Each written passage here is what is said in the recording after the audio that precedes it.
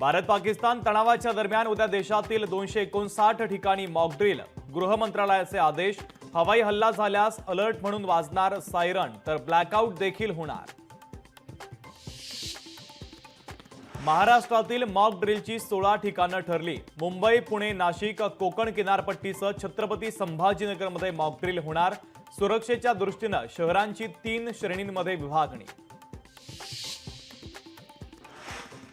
भारताची जनता मानसिकदृष्ट्या मजबूत. हा देश सदैव लढायला सज्ज. आम्ही मॉक ड्रिलला तयार. खासदार संजय राऊतांची प्रतिक्रिया.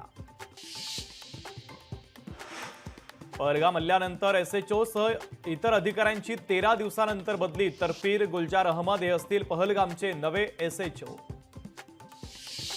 बीएसएफमध्ये 16 नवीन बटालियन निर्माण केल्या जाणार. 18,000 सैनिकांची भरती होणार. केंद्र सरकारनं मोठा निर्णय घेतल्याची सूत्रांची माहिती.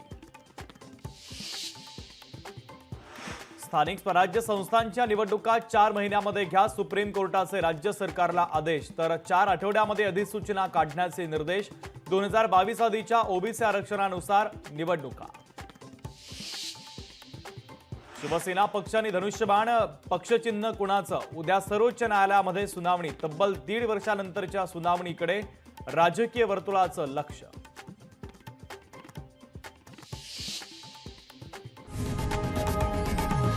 लोकशाही मराठी ऐका, पहा, जागरूक रहा.